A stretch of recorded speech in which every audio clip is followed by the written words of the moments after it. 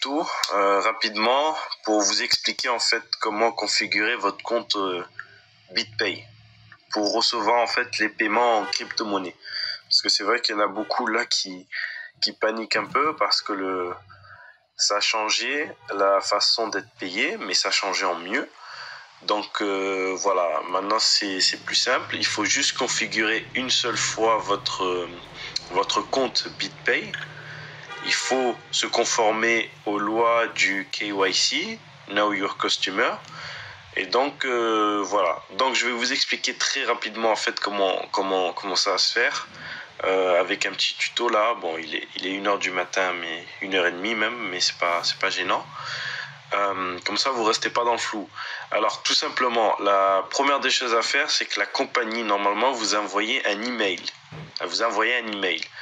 Donc, il faut regarder vos emails et taper BitPay sur votre adresse mail et chercher si Livegood vous a simplement envoyé une invitation via BitPay. Voilà, si elle vous a pas envoyé d'invitation, il faudra que là vous rentrez dans vos paramètres de paiement, tout simplement, et vous cliquez sur mes gains et sélectionnez votre option de paiement.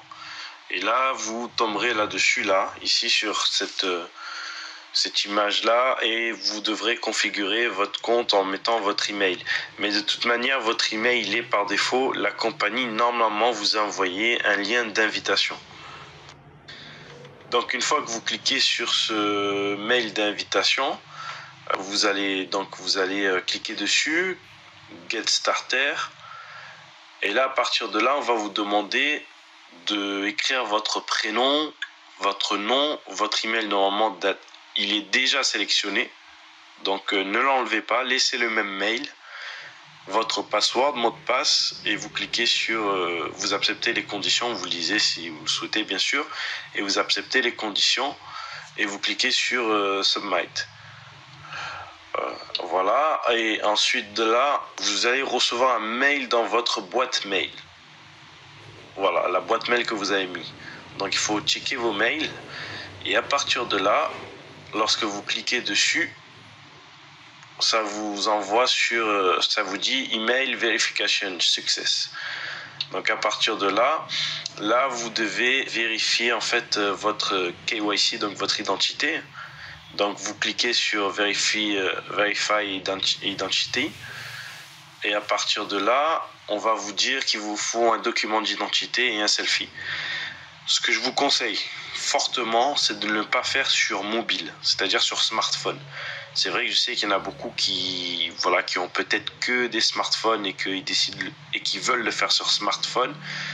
Mais je vous assure, pour l'avoir essayé, et plusieurs qui l'ont essayé, on a galéré.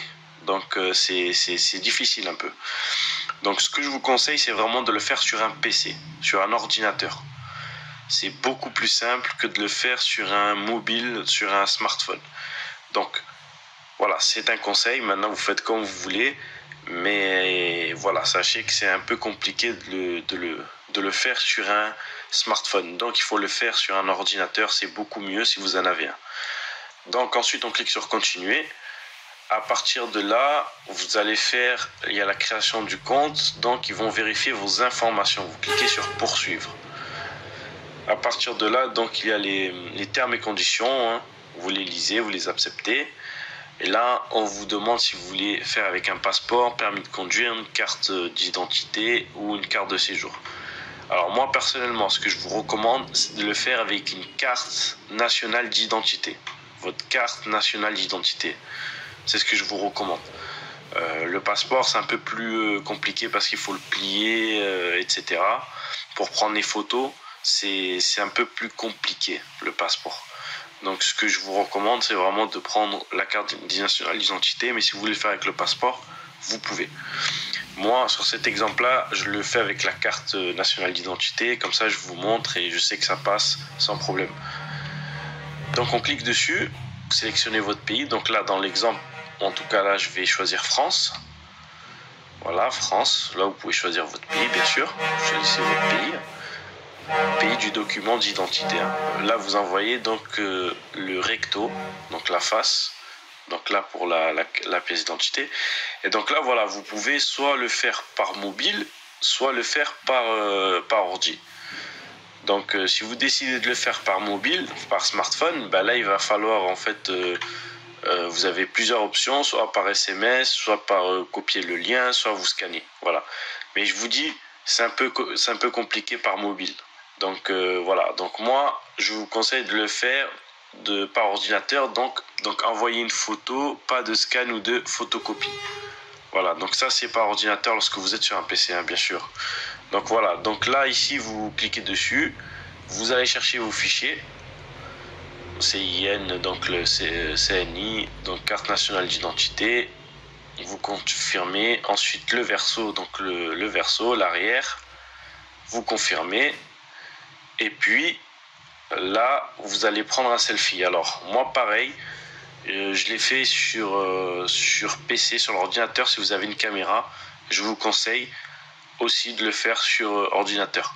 Donc voilà, il suffit juste d'avoir un peu de lumière pour pouvoir le faire, enfin voilà, de la lumière. Si vous n'avez pas assez de lumière, moi ce que j'ai fait, c'est que j'ai mis j'ai allumé mon smartphone, j'ai mis le flash et je l'ai mis à côté de ma tête pour que j'ai de la lumière assez, parce que bon, il est assez tard et j'avais pas beaucoup de lumière. Voilà, et donc on clique sur continuer. Hop, on prend un selfie. On clique sur continuer, autoriser l'accès à l'appareil photo. On dit oui. Voilà. Et là, ça prend votre visage. Ensuite, une fois que ça a validé, que ça a pris votre visage, vous allez tomber sur cette page. Donc, vérifier votre ID, donc votre document d'identité.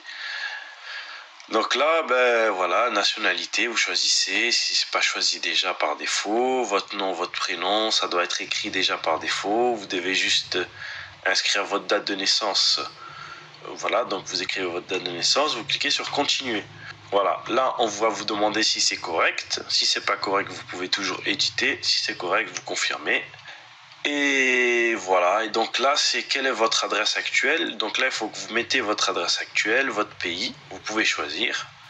Voilà, avec votre numéro de rue, etc. C'est lorsque vous cliquez sur votre adresse, si vous rentrez le nom de la rue, ça doit vous mettre l'adresse parce qu'elle est enregistrée dans le système. Sinon voilà, vous écrivez de toutes pièces, de toutes lettres, pardon, votre adresse. Excusez-moi, je suis un peu fatigué. Et donc, parce qu'il est un peu tard. Et donc, vous cliquez sur... alors, si vous avez mis comme moi votre carte nationale d'identité, vous n'avez pas mis de passeport, vous sélectionnez I don't have a passport. Je n'ai pas de passeport. Même si vous en avez un, mais si vous avez mis votre pièce d'identité, vous décochez cette case. Après, si vous voulez le mettre, votre numéro de passeport, vous pouvez le mettre. Voilà, moi c'est ce que j'ai fait. Et j'ai cliqué sur continuer. Ensuite, voilà, donc ici on vous demande toujours si c'est correct, vous faites confirmer si c'est correct, sinon vous éditez bien sûr.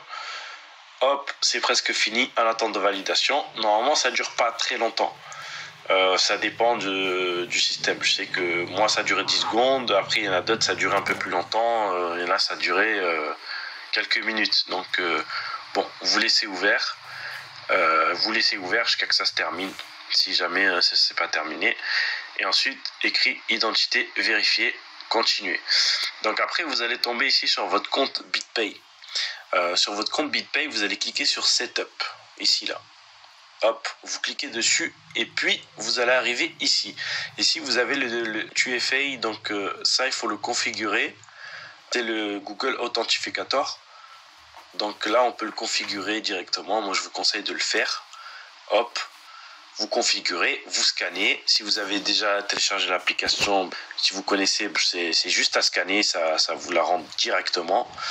Sinon, ben, il faut la télécharger sur le Play Store ou sur l'Apple Store, c'est Google Authentificator. Donc lorsque vous scannez, hop, ça vous la sort. Vous mettez les chiffres qui vous sortent et vous cliquez pour la lier. Et hop, c'est terminé. Success, c'est lié. Ensuite, bon, on vous demande si vous voulez générer en plus une couche de sécurité en fait avec des numéros en plus. Donc ça, c'est si jamais vous perdez votre 2FA. Moi, ce que je conseille toujours de faire, c'est de la mettre sur un deuxième téléphone. Vous mettez sur un deuxième téléphone si vous en avez un, ou si vous n'en avez pas, celui de de votre femme, mari ou je ne sais quoi. Mais vous mettez toujours sur un deuxième téléphone votre 2FA, parce que si vous perdez votre téléphone et que vous avez tous vos 2FA sur un seul, vous ne pourrez pas récupérer, ça va être compliqué, donc faites au moins ça. Voilà. Là, en plus, vous avez une couche de sécurité. Si jamais vous perdez, on vous dit c'est pour récupérer, donc vous pouvez le faire aussi. Là, sur la vidéo, je vais pas le faire. Ensuite, vous avez Setup Payment. Donc là, vous cliquez ici parce que c'est Live Good. Vous allez configurer en fait vos paiements avec Live Good. Donc, il suffit de cliquer là.